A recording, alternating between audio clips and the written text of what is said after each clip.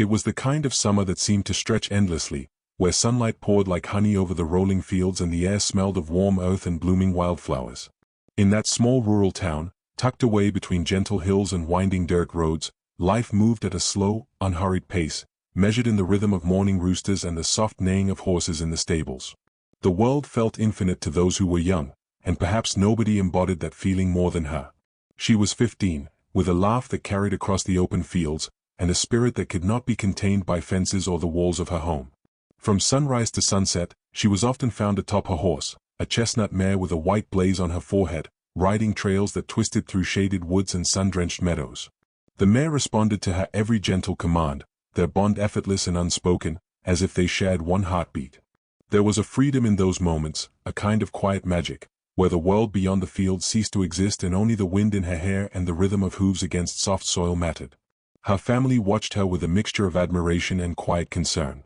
Her mother, in particular, marveled at how the girl carried herself, confident, yet kind, adventurous, yet careful. Evenings at home were warm and chaotic, the kitchen filled with the aroma of fresh bread and sizzling dinners, the table cluttered with dishes and laughter.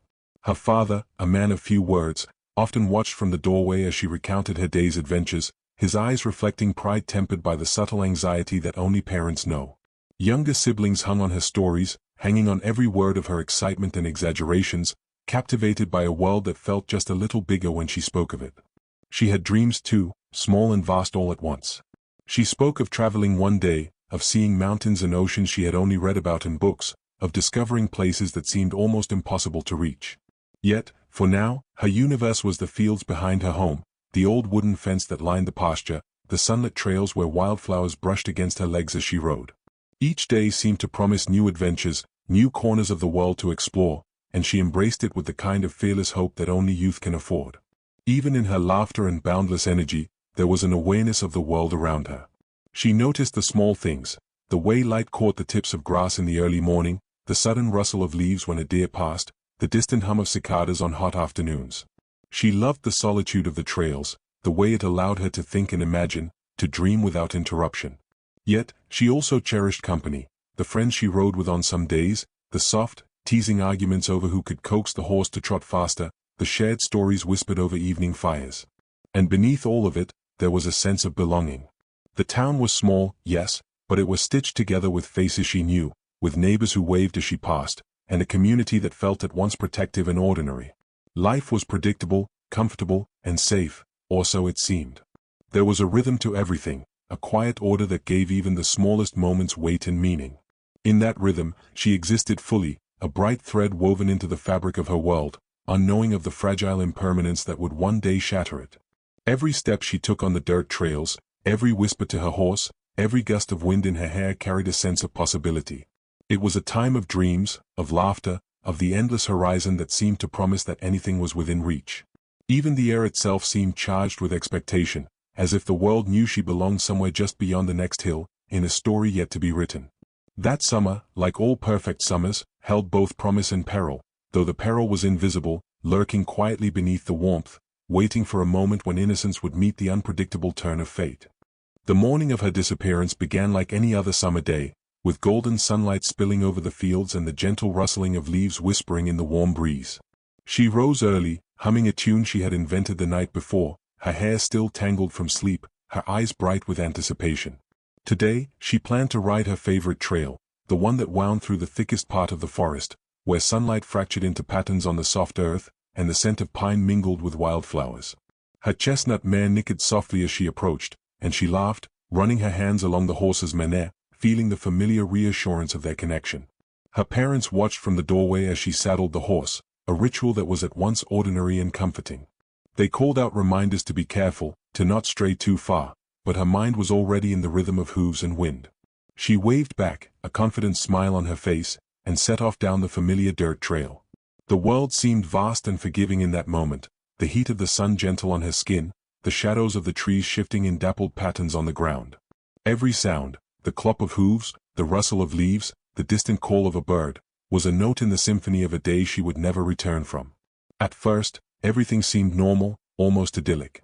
The mare moved gracefully, her muscles rippling beneath the girl's careful hands, their steps in perfect synchrony. She paused occasionally to adjust the saddle or to admire a patch of wildflowers glowing in sunlight, lost in the simple pleasures of the morning. There was a carefree abandon in her movements, the sort of ease that comes only when one feels intimately familiar with the world around them. She called out to a friend who had been riding another trail, their laughter echoing between the trees, light and fleeting. But as she rounded a bend deeper into the forest, the familiar landmarks began to thin. The trail narrowed, the trees grew denser, and a quiet fell over the path, a quiet that felt heavier than usual.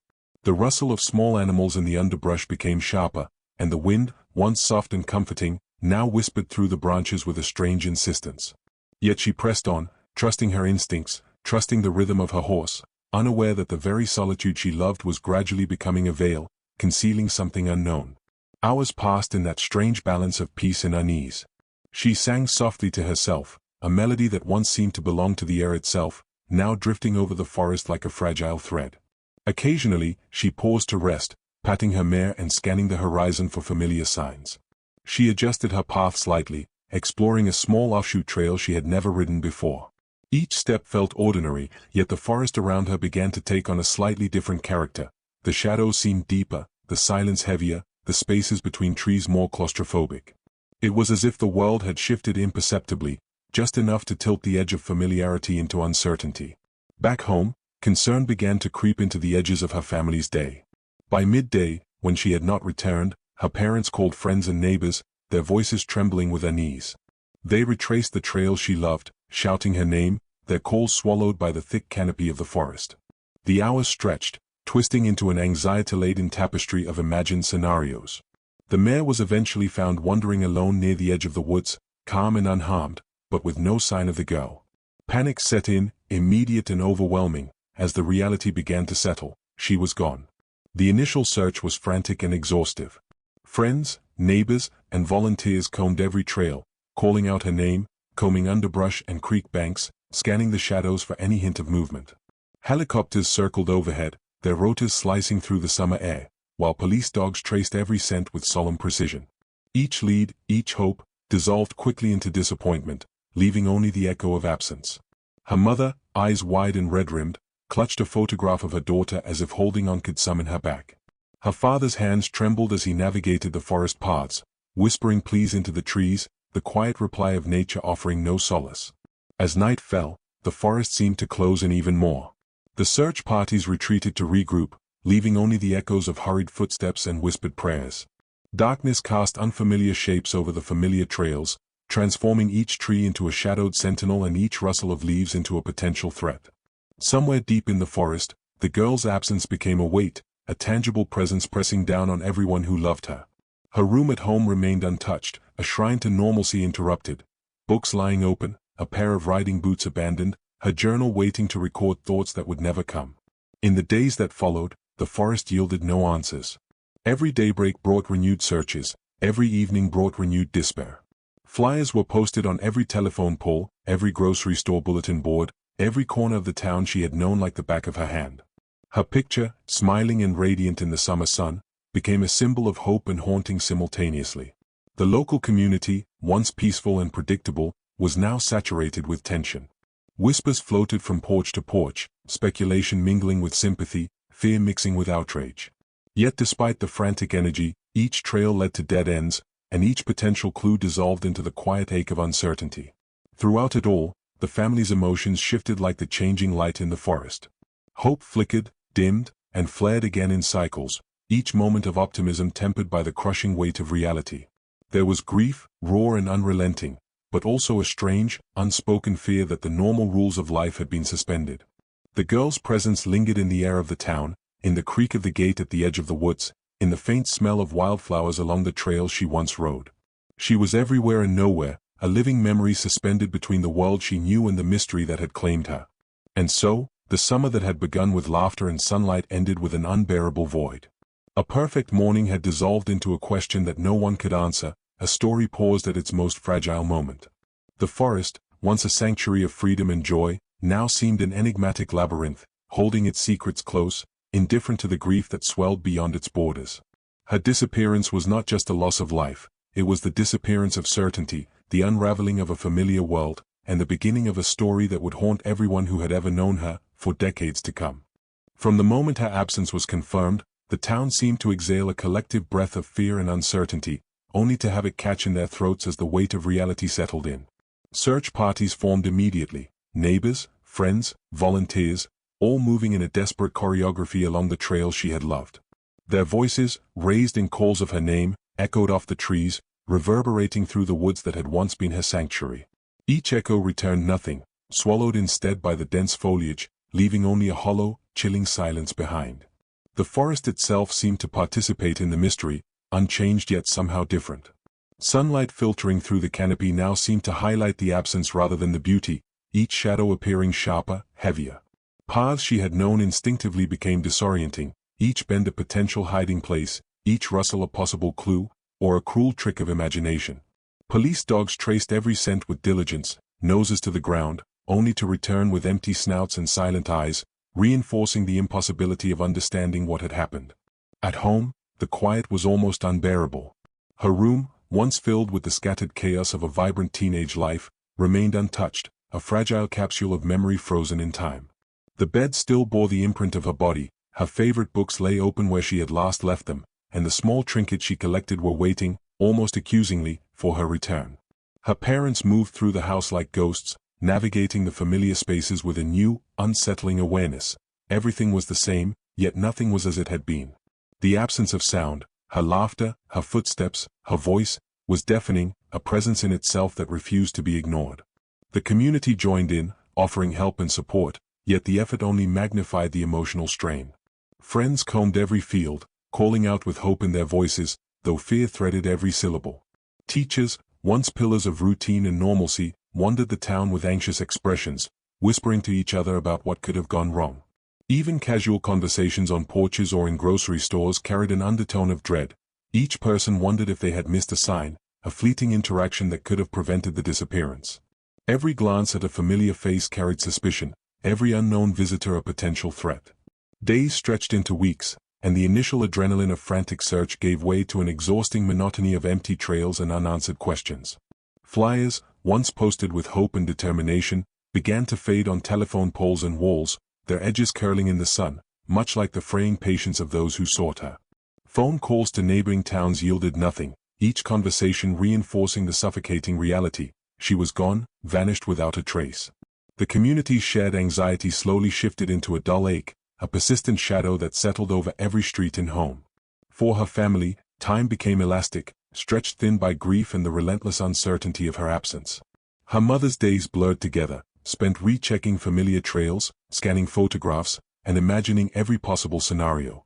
Each night, she returned to the empty room, clutching a piece of her daughter's clothing or a beloved photograph, seeking comfort in objects that could no longer provide it. Her father, stoic yet visibly shaken, spent hours in the forest, retracing paths he had once walked with his daughter, whispering her name into the trees as if the world itself could be convinced to return her. Younger siblings wandered the house in confusion, their innocence colliding painfully with the heavy silence of unanswered questions. Meanwhile, the police investigation began to reveal the limits of procedural effort against the vast unknown. Interviews were conducted, leads were followed, and potential sightings were investigated, yet every avenue seemed to dissolve upon scrutiny. Neighbors recalled glimpses of strangers passing through the town, fleeting figures on distant trails, but none provided concrete answers. Rumors swirled, a hitchhiker, a drifter, someone lurking in the woods, but all were circumstantial, offering no solace or closure. Each dead end compounded the emotional strain, layering grief over frustration, hope over despair. The forest became both ally and antagonist in the narrative. It had once been a place of freedom, of exploration and intimacy with nature, yet it now seemed to guard its secrets jealously. Even familiar trails carried an unspoken threat, each overgrown path hinting at a hidden truth the searchers could not uncover. Nightfall brought particular terror. The stillness amplified every imagined sound, every distant call of a bird or rustle of leaves transforming into potential signs of the girl's presence, or worse, her absence. The psychological weight of these silent hours left parents and volunteers alike on edge, sleep elusive, minds spinning with possibilities both hopeful and horrifying. Through it all, the girl's absence became more than just a missing person case. It became a palpable presence, an invisible force that reshaped daily life. Every meal was incomplete without her laughter, every holiday muted by her empty chair, every familiar path haunted by memory. The town, once lively and predictable, had adopted a new rhythm dictated by absence, cautious glances over shoulders, unspoken fear, a collective holding of breath. She existed in memory and imagination, more alive in absence than she had ever been in presence. Yet amidst the despair, there remained a glimmer of hope. Searchers refused to give up, volunteers continued to scan the woods, friends whispered prayers and held on to the belief that she might yet be found. The determination was a fragile lifeline, sustaining a family teetering on the edge of emotional collapse. Every sound in the forest, every shadow, every breeze was analyzed with desperate attention, each hint of possibility clutched like a lifeboat in a storm. It was a period of liminal suspense, suspended between the known and unknown, a psychological crucible testing endurance, faith, and resilience. By the end of the first month, the town had shifted irrevocably. The missing girl's story was no longer just hers, it belonged to everyone who had known her, everyone who had walked those trails, everyone who had shared in the fleeting joy of her laughter. The search had become a shared obsession, the silence of the forest a communal grief, the absence a defining mark on the lives of all involved. And yet, despite the exhaustive effort, the haunting reality persisted. She remained missing, her fate suspended in the liminal space between hope and despair, leaving the family to wrestle with a silence that spoke louder than words ever could. As the initial search wound down, the town began to fill the silence with stories, theories, and whispers. In quiet corners of diners, on porches where neighbors sipped iced tea, and in hushed conversations at the grocery store, speculation became a fragile substitute for certainty. Every passing stranger was noted, every unexplained car sighting dissected. The collective imagination of the town, fueled by fear and grief, began weaving narratives to make sense of the senseless, each more plausible, or terrifying, than the last. Friends remembered fleeting encounters, casual greetings, and odd glances, suddenly magnified into clues of sinister possibilities. Someone recalled a man who had been seen near the stables days before she vanished. Another insisted they saw a shadow moving along the trail in the hours after her disappearance. The police listened, investigated, and tracked each lead meticulously, yet every path ended with the same maddening result: nothing concrete, no answers, no closure. For her family, each rumor was a double-edged sword, glimmers of hope mixed with deepening dread. The investigators themselves faced a labyrinth of dead ends. Local authorities, limited by the small-town resources and the era's technological constraints, struggled to piece together a coherent timeline. Witness statements often conflicted, memory betraying those who genuinely wished to help. The absence of forensic evidence left each theory fragile, and each potential suspect elusive. The forest, once a playground, had transformed into an intricate web of possibilities, concealing as much as it revealed. Each day without progress stretched the emotional strain thinner, testing the limits of patience, resilience, and belief in eventual justice. Her parents, desperate for answers, turned their attention to anyone who might have seen or known something, anyone whose presence might intersect with that fateful morning. Neighbors were questioned repeatedly, friends retraced steps, and family acquaintances were scrutinized. Even the smallest inconsistencies in stories became magnified under the lens of grief and hope. The effort was exhaustive, emotionally draining, yet necessary, an attempt to assert some measure of control over a reality that had grown uncontrollably chaotic. The community's emotional landscape shifted in subtle, almost imperceptible ways. Fear interwove with suspicion, and mourning became tangled with judgment. Parents guarded their children more tightly, the carefree laughter of youth shadowed by the awareness of an unknown threat. Conversations were tempered with caution, casual observations were filtered through anxiety. In the grocery store, a glance from a stranger could inspire unease, a car parked too long near a trailhead could spark speculation. The disappearance had turned the familiar into the uncertain, and every detail of everyday life seemed charged with meaning. Among the rumors, certain names and faces were repeatedly suggested as possible suspects, though evidence remained thin. A drifter who occasionally passed through the town was mentioned by multiple sources. A neighbor with a reputation for secrecy became a focus of suspicion. Even minor conflicts or disagreements from the girl's past were magnified, examined as potential motives. Yet despite the scrutiny, each lead fizzled into frustration. The absence of confirmation forced her family and investigators to oscillate between hope and despair, each new possibility a cruel mixture of promise and torment. The media, when it arrived, added another layer of complexity. Reporters from nearby cities descended with cameras and notebooks, framing her story as a cautionary tale of innocence interrupted. While the attention brought potential new leads, it also brought public scrutiny and the burden of having one's grief displayed and dissected for the world to see. The family found themselves navigating not just the mystery of her disappearance, but the intense glare of curiosity, judgment, and speculation from outsiders. Every word they spoke, every public plea, carried a weight they had not anticipated, shaping the narrative that everyone would believe or fear. Days turned into weeks, and weeks into months, yet the trail of answers remained frustratingly cold. Even those who had initially come forward with potential sightings recanted or admitted uncertainty. Maps of search areas, scribbled notes, and binders of interviews grew thicker, yet they offered no clarity. The forest, once inviting and familiar, now held only secrets, and each expedition into its shadows seemed to reinforce the impossibility of uncovering the truth. Her family began to understand the cruel paradox. The closer they searched, the more the mystery seemed to widen, leaving them grasping at fragments of a story that refused to coalesce. The emotional toll was relentless. Frustration, anger, and grief intermingled, forming a heavy, almost tangible cloud over the household. Her mother questioned every choice, every missed warning, every small detail she could have noticed. Her father wrestled with guilt, obsessively reviewing the timelines, imagining scenarios he could never verify. Siblings experienced confusion and fear, their young minds unable to comprehend a world in which someone they loved so completely could vanish without explanation. In every corner of their lives, the absence of closure left a void, echoing in small, constant ways, from unanswered questions at dinner, to empty chairs at school events, to the quiet, stubborn weight of unbroken routine. And yet, amidst the uncertainty, a fragile thread of hope persisted. Every rumor, every possibility, every lead, even if false, kept the belief alive that the truth could one day emerge. Her parents clung to these threads, not merely out of desperation, but because to abandon hope entirely was unthinkable. The town, too, maintained its vigilance, a collective awareness that nothing should be overlooked, and no whisper dismissed. In this liminal space between possibility and impossibility, the story of the girl's disappearance continued to unfold, shaped as much by imagination and grief as by reality. The tension between hope and hopelessness, between rumor and fact, defined this period of her disappearance. It was a time when every shadow seemed suspect, every stranger a potential clue, every memory a possible revelation. The family and community lived in a heightened state of perception, acutely aware that the next detail, however small or seemingly insignificant, might hold the key to understanding what had happened. Yet despite the exhaustive efforts, the narrative remained incomplete, each day reinforcing the mystery, each lead highlighting the limits of knowledge, and each silence underscoring the absence that had come to define their lives.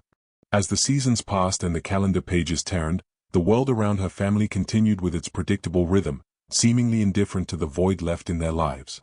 The days grew longer, winters colder, and holidays arrived with an aching reminder of her absence. Her bedroom remained frozen in time, a silent witness to what had been, yet life, relentless and impartial, insisted on moving forward. The rhythm of school, work, and community events pressed on, indifferent to grief, demanding participation even when hearts were not ready to comply. Her parents struggled to navigate the delicate balance between mourning and survival. Her mother carried a quiet, relentless sorrow, one that shaped every decision and every thought. She found herself revisiting the same questions daily. Could she have done something differently? Did she miss a clue, a glance, a word that would have changed everything? These thoughts became rituals, almost as fixed and unavoidable as the rising and setting sun, shaping her actions, her relationships, and even her dreams. Yet, beneath the grief, there was a stubborn resilience, a determination to honor her daughter's memory by sustaining life even when it felt impossible. Her father, stoic in appearance, wrestled privately with despair. His grief was expressed in silent walks along familiar trails, in lingering moments staring at the woods where she had last been seen. Friends and neighbors saw a composed figure, but those closest to him knew the private toll of a missing child. He would often spend hours revisiting maps of the trails, studying old photographs, imagining scenarios, all in the hope that, through relentless focus, he could uncover some overlooked clue. Sleep eluded him frequently, replaced by the haunting replay of that day, as if time itself could be rewound and corrected. Her siblings, younger and less able to articulate the enormity of loss, felt the absence in different, subtle ways. Birthdays were quieter, games in the yard lacked her laughter, evenings felt incomplete without the teasing and camaraderie that once filled the home. They learned to navigate a world where her shadow remained present in memory, yet she was physically unreachable. Each anniversary of her disappearance became a silent marker of endurance, a painful but essential acknowledgement that life, though altered irrevocably, continued to unfold. The town itself adapted, in ways both compassionate and quiet. Teachers, friends, and neighbors continued to check in on the family, offering support that was meaningful yet inevitably transient. Life for others moved on, as it always does, but the memory of the girl who had vanished lingered like an invisible current, shaping conversations and behaviors. Community gatherings, once joyous, were now tinged with reflective sorrow. Local trails carried an unspoken weight, each footstep a reminder of absence. The collective memory of the town became intertwined with the mystery of her disappearance, a reminder of the fragility of safety and the unpredictability of life. Despite the years, certain details remained stubbornly vivid. Her laughter echoed in the minds of those who loved her. Her favorite spots in the pasture and along the trails were preserved in memory with painstaking fidelity. Her room, though untouched, became a place of pilgrimage for those close to her, a repository of what had been, a place where grief could be tangible. Her favorite books, journals, and personal belongings remained, not out of stubbornness, but because their presence provided a fragile bridge between memory and reality, a connection to a life interrupted but not entirely lost. Anniversaries became poignant markers of endurance. Each year, the family would gather quietly, lighting candles or placing flowers at familiar spots, honoring the girl who had vanished but whose presence remained imprinted on their hearts. These rituals were both cathartic and torturous, a mixture of solace and sorrow that reinforced the persistence of memory. Friends and neighbors participated, not only out of sympathy, but out of a recognition that the shared grief had become part of the town's fabric. Together, they acknowledged that while life had moved on, it could never fully erase the impact of loss. Yet, the absence also reshaped the family in ways subtle and profound. Relationships were tested under the weight of unresolved grief, with moments of tension and frustration interspersed with deep empathy.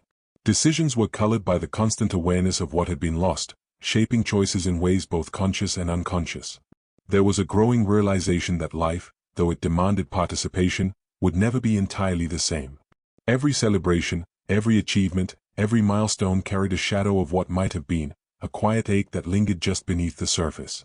Even as the years blurred together, her image remained vivid and present in the minds of all who loved her. Old photographs were revisited, friends recounted stories of her kindness, humor, and curiosity. Her memory became both a comfort and a source of longing, a reminder of what had been, and a persistent ache for what would never be. The absence became a lens through which the family interpreted the world, seeing both the beauty and fragility of life with heightened awareness. The missing girl's presence was paradoxical, invisible yet undeniable, silent yet profoundly impactful, shaping every emotion, every decision, every memory. In small, intimate ways, life continued. There were birthdays, graduations, and weddings, each event tinged with the duality of celebration and remembrance. The family adapted, finding ways to honor her memory while maintaining the routines that sustained them. Yet, the absence remained, a quiet companion, a shadow stretching across decades, reminding them of the fragile nature of life and the relentless persistence of grief.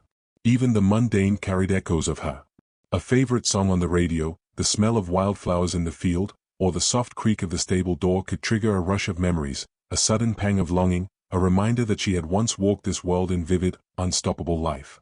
And through all of it, hope persisted quietly, almost imperceptibly, as if the family clung to the belief that perhaps, somehow, the story was not yet finished, that the threads of memory and mystery might one day intersect in ways they could not yet imagine. Decades had passed since the summer of 1992, yet the absence of the girl lingered like a shadow in her family's home, in the town, and in the memories of those who loved her. Life had moved forward, painfully and reluctantly, shaped by the void she had left behind. Then, one ordinary morning, as sunlight streamed through the curtains and dust motes danced lazily in the air, an unexpected visitor arrived, a stranger who would ignite the dormant embers of hope and fear.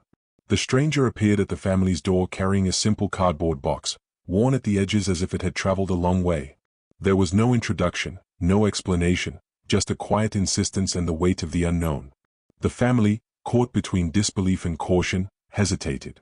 Who could this person be? How did they know of the girl who had vanished 31 years ago? Their hearts raced with a mixture of anticipation and dread, the fragile hope they had carried for decades suddenly materializing in a tangible, almost impossible form. The stranger's presence was both intrusive and understated. There was a deliberate calm in their demeanor, a quiet confidence that unsettled the family more than words could. Their eyes, steady and unreadable, seemed to carry secrets, as if they had witnessed fragments of a story no one else had seen.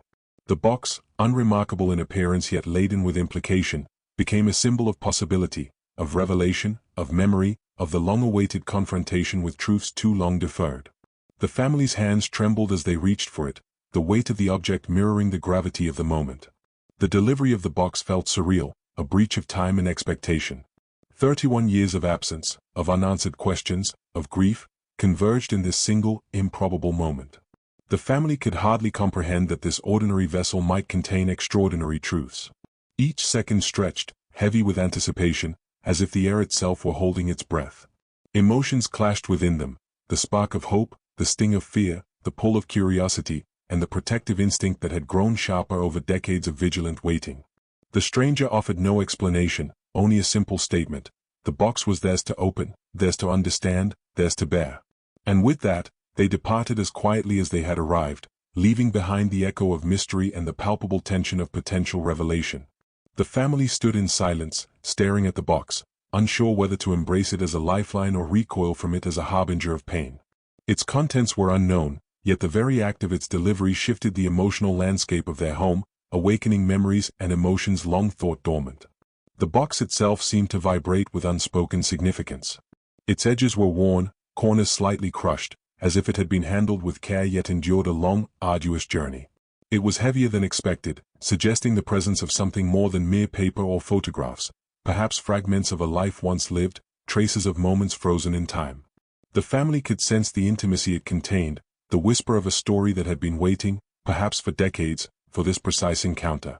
Even before opening it, the box demanded attention, respect, and caution. As the minutes passed, hesitation gave way to curiosity. The family's fingers brushed against the cardboard, tracing the edges as if they could read the story written into its very surface. Memories of the girl, her laughter, her voice, the feel of her hand brushing against theirs, flooded back with an intensity that was almost painful. For a moment, the years collapsed, and they were transported to a time when she had been alive, vibrant, and present. The ordinary morning had become extraordinary, a liminal space where past and present converged, where absence and presence collided with unsettling force. There was a paradoxical tension in the moment, excitement mingled with fear, hope with dread. What secrets had the stranger carried all these years? Why had they chosen this moment, this family, this place? The act of delivering the box was at once intimate and impersonal, a gesture that bridged decades while maintaining an air of detachment. Its arrival was a challenge as much as it was a gift, a test of courage, of memory, and of emotional endurance. The family could feel the emotional gravity of the stranger's visit in every corner of the room. The silence after their departure was thick, almost tactile, pressing in on them as they wrestled with the decision to open the box. It was a moment suspended in time, a quiet turning point that demanded confrontation with the past, an acknowledgement that the story of her disappearance was not yet concluded. The box had transformed from a simple object into a repository of memory, grief, hope, and the promise of revelation. Finally, the first tentative touch gave way to careful inspection. The tape was cut, flaps unfolded, and the box revealed its secret slowly, deliberately. The air was heavy with anticipation, every heartbeat loud in the sudden stillness. Though they could not yet see the contents, the emotional impact was immediate, the sense that time, distance, and silence could not diminish the intensity of what was about to unfold. The delivery of the box had shattered the quiet equilibrium of 3 decades, awakening a spectrum of emotions the family had learned to contain but could not now suppress. In that moment, they realized that the stranger had brought more than photographs or objects. They had brought a bridge across 31 years of absence, grief, and unanswered questions. The box was both a key and a mirror, offering the possibility of discovery while reflecting the raw, unhealed emotional terrain of the family. And in the quiet of their home, amidst trembling hands and racing hearts, they understood that their lives were about to shift irrevocably, that the past was returning not as memory alone, but as something tangible, immediate, and impossible to ignore. The box sat on the kitchen table like an artifact from another world, ordinary in appearance yet heavy with the weight of decades of unanswered questions. The family circled it with cautious reverence, their fingers hovering above the worn cardboard as if mere touch might summon both memory and truth. Each person felt the same paradoxical mixture of fear and anticipation, hope that she might be found, or at least remembered in ways never before possible, and dread that the contents might reveal heartbreak too deep to bear. The first flap was lifted slowly, deliberately, as if breaking the seal too quickly might shatter the fragile threads of emotion that had held them together for 31 years. Inside lay layers of packing material, each sheet crinkling under careful hands, like whispers of the past reaching across time. The family leaned closer, breath shallow, hearts hammering against ribs, aware that with every fold removed, the invisible weight of the girl's absence pressed more insistently upon them. Then came the first photographs, faded at the edges, yellowed slightly with age, yet remarkably vivid in the details they preserved. The first image captured her in mid-laughter, hair wind-tossed, eyes sparkling with life and mischief. The room was silent except for the quickened breathing of those gathered, each person struck by the bittersweet collision of memory and time. She looked exactly as they remembered, yet also impossibly distant, as if the camera had stolen her from them a second time. The photograph became a tether to the girl they had loved, a fragment of the life that had been interrupted so cruelly. One by one, more images emerged. Some were candid, intimate glimpses of everyday life, her hands clutching the reins, a book resting open on her lap, a quiet smile caught mid-thought. Others were enigmatic, depicting moments that seemed to suggest events long forgotten or overlooked. There were pictures of places familiar yet strangely empty, shadows cast in ways that hinted at someone else's presence, fleeting figures caught at the edge of the frame. Each photograph was a riddle, a puzzle piece that refused to settle neatly into the narrative they had constructed over decades of absence. As the family sifted through the images, emotion surged in waves. There was laughter, a startled recognition of her unchanging joy, tears, sudden and unbidden, at the poignancy of moments that had been frozen in time, and disbelief, as certain pictures hinted at truths they could scarcely comprehend. Every photograph demanded attention, eliciting questions that had been dormant for 31 years. Who had taken these images? Why had they been preserved? And most urgently, why had they been delivered now, after so long? The box contained more than photographs. Beneath the images were notes, handwritten and carefully folded, the ink faded but legible. Some were brief, almost cryptic, capturing fleeting thoughts or observations. Others carried a haunting intimacy, documenting experiences or locations that had been previously unknown to the family. Each note deepened the emotional complexity of the moment. Some provided comfort, reminding them of her vivacity. Others brought unease, hinting at secrets or encounters that had remained hidden until now. Every discovery sparked a conversation, a debate, an emotional cascade. Siblings whispered to each other about details only they might have remembered. Parents examined handwriting, scrutinized backgrounds, traced landscapes in the photographs. Every image and note became a bridge, connecting the present to a past that had been shrouded in silence.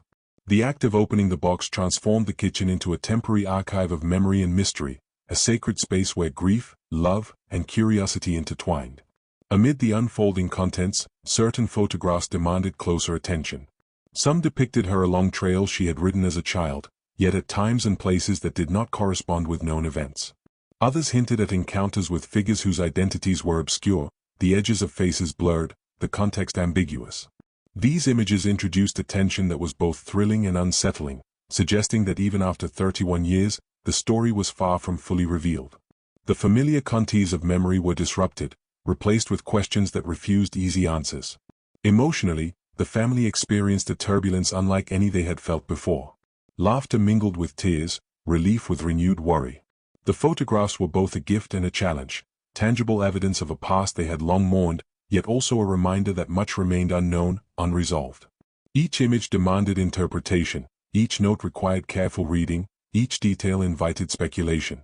The process of uncovering the contents of the box became an emotional excavation, unearthing layers of memory, longing, and grief that had accumulated over decades.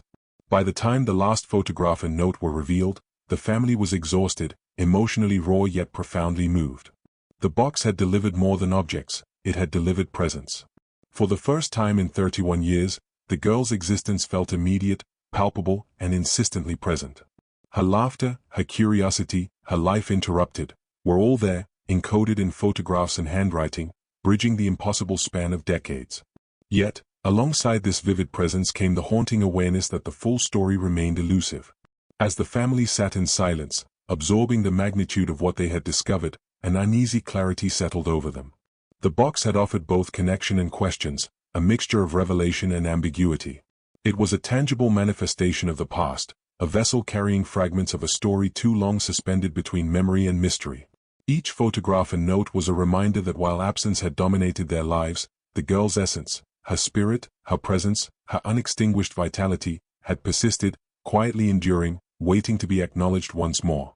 The opening of the box marked a pivotal moment, a threshold between decades of grief and the possibility of new understanding. It was the first step in a journey that promised to be as emotionally challenging as it was revealing. The photographs, the notes, and the intimate traces of a life once vibrant were now in their hands, demanding attention, interpretation, and emotional reckoning. The past had returned, not as memory alone, but as a tangible force, capable of reshaping their perception of loss, of hope, and of the mysteries that time had failed to conceal. The photographs and notes were only the beginning, fragments of a larger story waiting to be pieced together. The family spent hours examining each image, each line of handwriting, searching for patterns, familiar faces, and subtle hints that might illuminate what had happened all those years ago. Every small detail, a shadow in the background, the tilt of a head, the position of a hand, was scrutinized with painstaking care. It was as though they were detectives in their own lives, navigating a map of memory and mystery that had stretched 31 years into the past. Investigators, alerted to the box and its contents, joined the effort, bringing experience and methodical rigor to the emotional chaos. They analyzed the photographs with professional eyes, looking for anything overlooked, landmarks, clues to location, anomalies in lighting, anything that might suggest context or chronology. They compared handwriting, searched archives, and reviewed old reports, trying to fit these new pieces into the cold structure of official investigation. Yet despite their expertise, the emotional intensity of the family and the decades-long absence added layers of complexity that no procedure could fully account for. The process of connecting the dots became a delicate interplay between logic and emotion. For the family, every new insight was a spark, igniting hope and fear in equal measure. A familiar background in one photograph could confirm a memory, yet simultaneously raise questions about the unknown spaces in others. Each note hinted at events or interactions previously unnoticed, creating threads that stretched from the known into the murky realms of speculation. The emotional weight was immense. Each discovery brought them closer to understanding, yet also reminded them of all they might never know. Patterns began to emerge, subtle and tentative. A series of photographs appeared to trace a route she may have taken in the days following her disappearance, locations familiar yet previously unmentioned.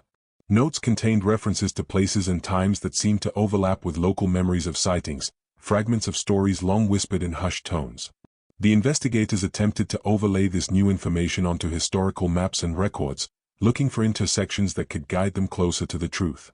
Each small connection felt monumental, a bridge across decades, yet the picture remained incomplete, a mosaic of both clarity and ambiguity.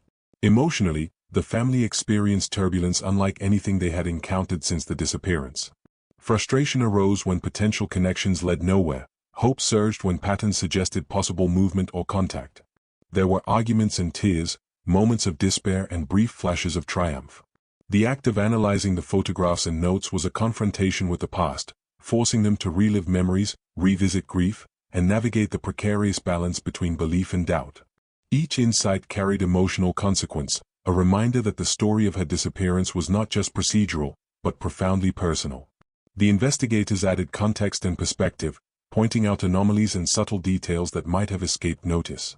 Their professional detachment contrasted with the family's emotional immersion, creating a dynamic tension in every session. Suggestions were debated, leads pursued or discarded, hypotheses tested against both evidence and lived memory. Slowly, the disparate elements began to form a fragile web of possibility. The combination of memory, photographs, notes, and investigative expertise created a multidimensional narrative, still incomplete, yet more coherent than anything the family had held in decades. Throughout this process, the psychological strain was palpable. The family navigated waves of anticipation, fear, and hope that seemed almost physical in intensity. Every connection suggested a path, every dead end amplified grief. Sleep was irregular. Dreams carried fragments of photographs and notes, blending memory with speculation. Daily routines were punctuated by bursts of obsession, the need to reconcile decades of absence with sudden new information. The act of connecting the dots became an all-consuming endeavor, a crucible of memory, emotion, and the unrelenting desire for closure. As weeks passed, certain threads gained clarity. Locations hinted at in the photographs were confirmed through local recollections and historical maps. Handwritten notes suggested relationships and encounters previously undocumented, offering glimpses into interactions that may have occurred after her disappearance. Each revelation was a double-edged sword. It brought insight, yet simultaneously emphasized the magnitude of what remained unknown. The family came to understand that the search for truth was not merely about uncovering events, but about navigating the emotional terrain that decades of absence had created. The effort of connecting the dots also fostered a quiet, shared determination. Investigators and family worked together in a rhythm that combined rigor and empathy, intellect and intuition. Each session deepened bonds, strengthened resolve, and reinforced the sense that the past, though distant, could still be engaged with directly. The photographs and notes had been a catalyst, but the act of analyzing and synthesizing them was a collaborative reconstruction of memory, history, and possibility. By the end of this phase, the family had gained a tentative framework for understanding her disappearance. It was incomplete, fragile, and full of unanswered questions, yet it was a beginning, a way to engage with decades of uncertainty in a structured, intentional manner. The photographs and notes had become more than relics. They were tools for comprehension, lenses through which the past could be viewed, interpreted, and partially reconciled with the present. And though the full truth remained elusive, the process itself offered a measure of emotional reconciliation, the first step toward confronting the mystery that had dominated their lives for over 30 years.